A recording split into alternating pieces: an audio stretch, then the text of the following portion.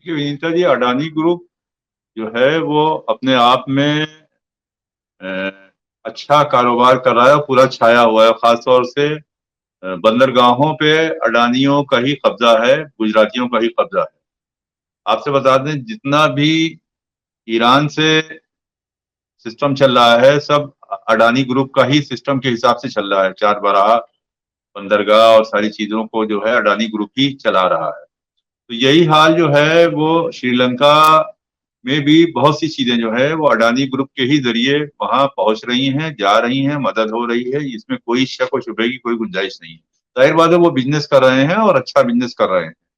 अब सरकार की अगर करम फरमाई ना होती अडानी या रिलायंस ग्रुप पर या अंबानी ग्रुप पर, तो जाहिर बात है कि ये सब चल ही नहीं सकते हैं। बगैर सरकार के उसके तो चल ही नहीं सकते हैं। तो श्रीलंका में जो बात मामला उठा है, जाहिर बात है उन्होंने जिस तरीके से भी वहां काम किया है या लोगों में एक चीज आई है, तो उसलिए चर्चा का विषय बना है। लेकिन हकीकत इससे बिल्कुल अलग है। अडानी टोटल प्योर बिजनेसमैन है। वो बिजनेस की तरीके से हर जगह कर रहे हैं और उन्होंने अपने सब सिस्टम बना रखा है। हर बंदरगाह से लेकर के हर पोर्ट, हर सारी चीजें उनकी अपने कब्जे में है। उनका अपना जलवा है उस चीज में।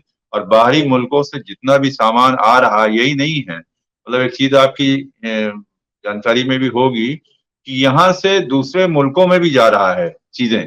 अब वहां से आती हैं और यहाँ से ही ट्रांसफर हो जाती हैं।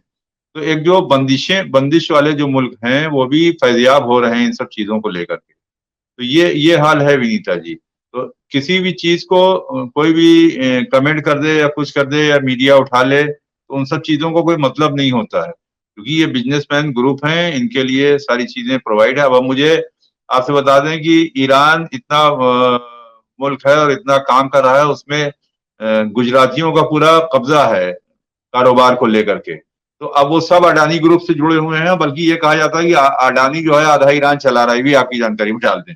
ये एक बात बार बार उठती है जाकर के कि इन लोगों ने इतना हर चीज फराहम कर रहे हैं, जा रही है। तो ये सब चीजें जो है वो एक सिस्टम वाइज काम, बिजनेस वो लोग कर रहे हैं।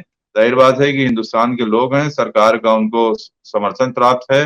अब वो कोई काम करते हैं तो सरकार के ऊपर आता है, सरकार कोई काम करती है तो उनके ऊपर आता है। ये है विंजय जी कि लुलु ग्रुप है। लुलु यूसुफ साहब हैं, उसके प्रोपाइटर हैं। लखनऊ के पास जो है उनका वो चलता है, बूचो खाना चलता है। और यहाँ से अमरूद फैक्ट्री है और वहां से पूरे वर्ल्ड में सप्लाई हो रहा है। वो हर साल 5 करोड़ रुपए का जो है वो योगी जी को चेक देते हैं। तो अब आप अंदाजा लगा लिए, कोरोना काल में जब कहीं पे भी नहीं था, सारी जगह बंदिशें थी, सब कुछ बंद था, उसमें भी वो गोश्त एक्सपोर्ट हो रहा था।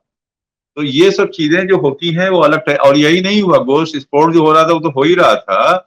जो यहाँ पे लोकल में बाराबंकी जिले में गोश्त काटने के लिए बिल्कुल मनाही थी। उसकी वजह से जानवर सस्ते हो गए थे और इतने सस्ते हो गए थे कि 100 रुपए का जो सामान था वो 75 रुपए का, 60 रुपए का मिलने लगा था। मतलब एक मिसाल हम आपको दे रहे हैं, मतलब इतनी जो गिरावट आई थी। जाहिर बात है उस वक्त कोरोना काल में लोगों के पास खिलाने को भी नहीं था, जानवर थे, तो उन्होंने बहुत सस्ते दामों पर बेचा।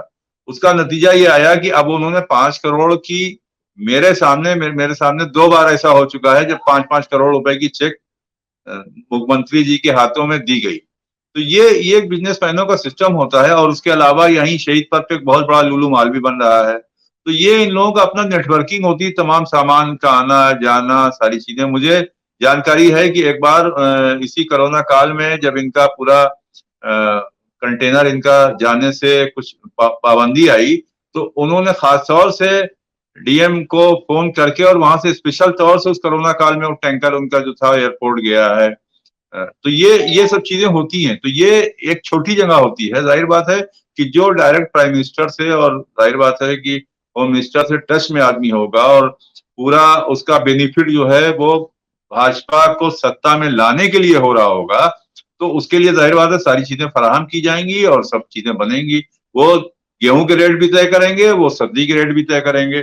तो जब ये सब चीजें आएंगी, बनेंगी, तो जाहिर बात उसको बेनिफिट मिलेगा तो लोगों का रोजगार बनेगा या होगा। अभी हीरोइन वाली जो बात आपने कही, जाहिर बात है कि हीरोइन भी का इस्तेमाल भी कुछ दवाओं में होता है, उसके लिए भी परचेजिंग होती है, पहले से होती रही है।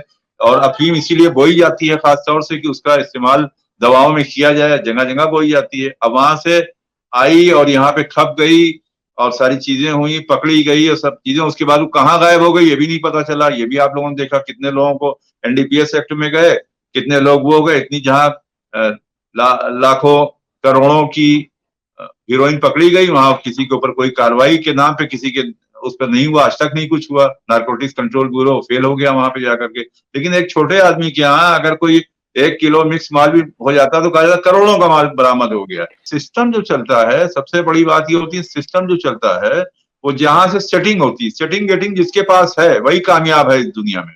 सेटिंग नहीं है तो फंसेगा।